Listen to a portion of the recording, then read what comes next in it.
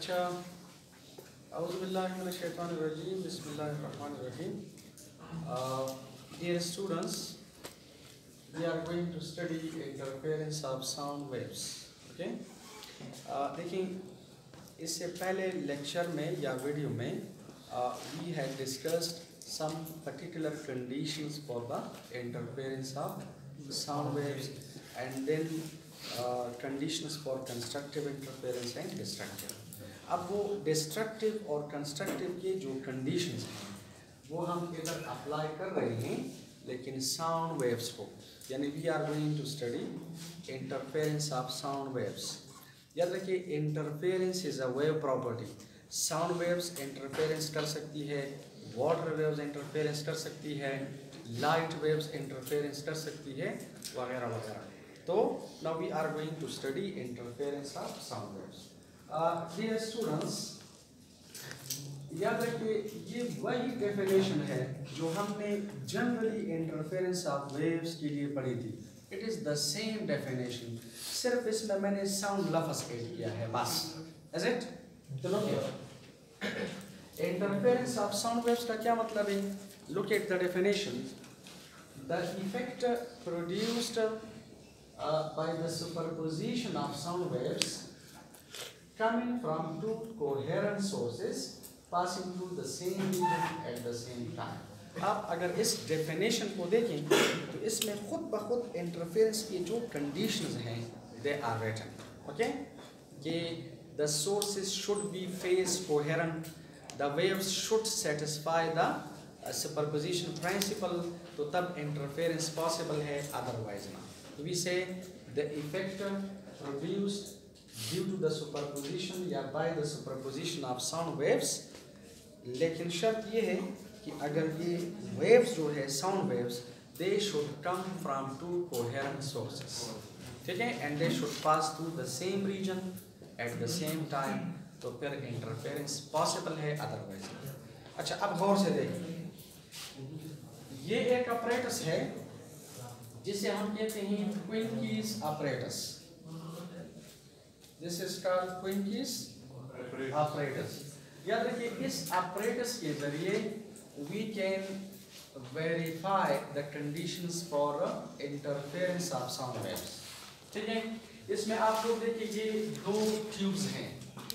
एक ये ट्यूब है और another is this tube. और ये जो ट्यूब डी है ये स्लाइडेबल है. ये ट्यूब इस दूसरे ट्यूब के अंदर स्लाइडेबल है. आप इसको अंदर और बाहर इस तरह ले जा सकते हैं. और इस ट्यूब के जरिए we can basically change the path difference between two sound waves. Okay, ये हमारे पास है इनलेट. इनलेट का मतलब है a small hole through which sound is entering. This is called inlet. और याद रखिए, दिस इज कॉल्ड आउटलेट. यहाँ से साउंड एक्सट्रैक्ट करती है, वहां पर एंटर. ठीक है, और this is a rubber cord. ये रबर है और ये प्रेसेबल है. इसे हम क्यों यूज करते हैं, you will understand now. Look at, अगर आप ऐसा करें कि इस ट्यूनिंग फोर्क को रबर पैड के साथ स्ट्राइक करें, ठीक है, और इधर हॉरिजॉन्टली पकड़ें, सो व्हाट विल हैपन? यहां से आवाज एंटर करती है, sound is entering from here. और साउंड की जो इंटेंसिटी है, यानी साउंड डिवाइड हो जाती है like this. Some sound is coming like this, the remaining is going like this. अच्छा, अब गौर से देखिए, देयर आर टू पाथ्स.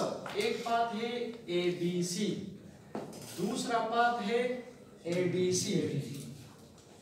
तो वो कंडीशंस हम अप्लाई कर रहे हैं जो हमने लास्ट लेक्चर में या वीडियो में पढ़े थे, कंस्ट्रक्टिव और डिस्ट्रक्टिव के लिए. और वो क्या है वो मैं इधर लिख रहा हूँ. और then I am coming to explain interference of sound waves with the help of the Quincke's apparatus. तो लुक एट,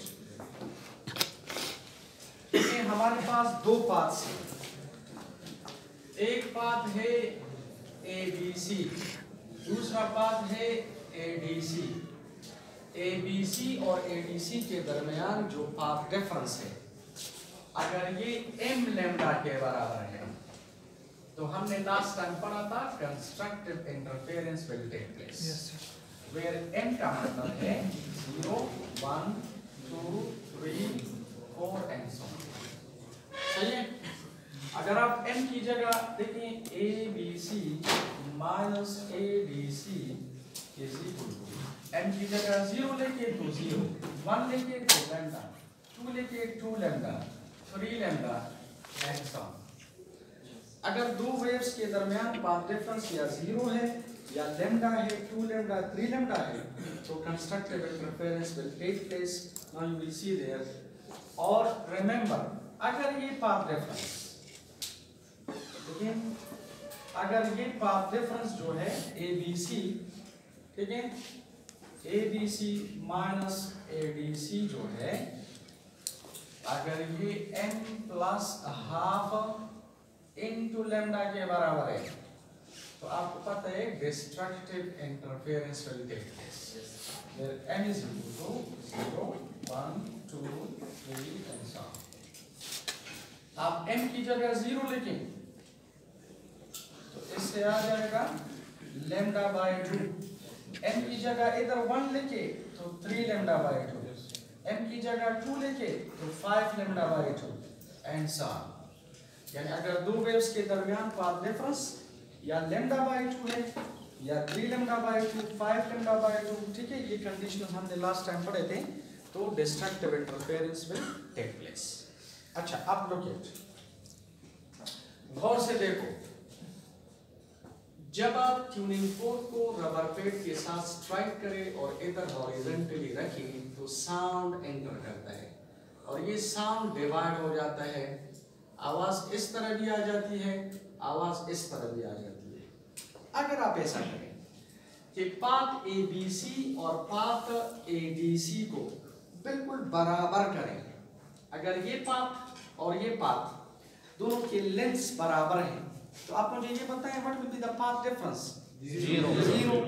अगर पाथ डिफरेंस 0 है तो ये अंडरस्टूड है कि इस वेव का अगर इधर कंप्रेशन आते हैं, क्योंकि ये साउंड वेव्स हैं, तो इसका भी इधर कंप्रेशन आ जाएगा, क्योंकि जो कंडीशंस ऑफ इंटरफेरेंस है दे आर सेटिस्फाइड। ये साउंड वेव या वेव्स और ये साउंड वेव्स कोहेरेंट है, क्योंकि ये सेम सोर्स से वेव्स आ रही है। अगर सेम सोर्स से ये वेव्स आ रही हैं तो इनका एम्पलीट्यूड, इनकी वेवलेंथ, इनकी स्पीड वगैरह नेचर बिल्कुल एग्जैक्टली सेम है, तो इंटरफेरेंस पॉसिबल है। तो याद रखिए, यहाँ पर you will listen to a loud sound, ए दासियो शांति आवाज में पैदा की, you will listen to a loud sound because of constructive interference. अब अगर आप ये पाथ डिफरेंस लैम्डा करें फिर भी कंस्ट्रक्टिव इंटरफेरेंस, 2 लैम्डा करे, 3 लैम्डा करे, 4 लैम्डा करे, तो याद रखिए constructive interference will take place. अच्छा, अब गौर से देखिए, डिस्ट्रक्टिव को देखिए। आप ऐसा करें कि इस ट्यूब डी को अंदर ले जाए या बाहर, यानी कंस्ट्रक्टिव इंटरफेरेंस का जो पाथ डिफरेंस है उसे डिस्टर्ब करें। आप इसे डिस्टर्ब करें। अगर आप इसे डिस्टर्ब करें, सपोज वो पाथ डिफरेंस लैम्डा बाय 2 आ गया, 3 लैम्डा बाय 2 जो भी है, लेकिन आपने इसे डिस्टर्ब किया फॉर डिस्ट्रक्टिव इंटरफेरेंस, तो please remember then what will happen, अगर इस आवाज का यहाँ पर कंप्रेशन आएगा तो इसका rarefaction and destructive interference will take place, and remember there will be no sound, you will listen to no sound. Because of destructive interference you will be listening to no sound. ठीक है, क्योंकि compression rarefaction के ऊपर जब आ जाती हैं they cancel the effect of each other and no sound is produced.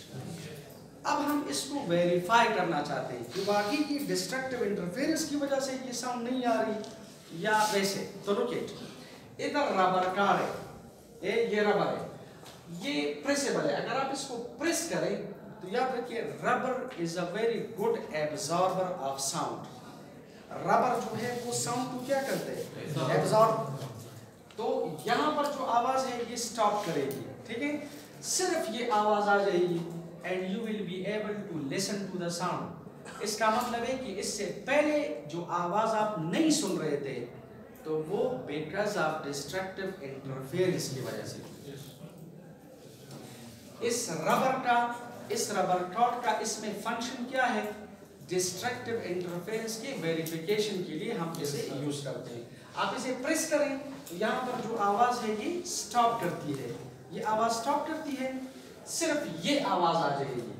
तो it means you are listening to the sound. आप इसे ओपन करें, आप इसे रिलीज करें, आप इसे छोड़ दें तो दोनों आवाजें अगर आ रही है तो destructive interference is taking place. So this rubber rod is used to verify the destructive interference of sound. So, Baral, with the help of this apparatus, which is called Quincke's apparatus, we can verify constructive and destructive interference of sound waves. Okay? Thank you very much.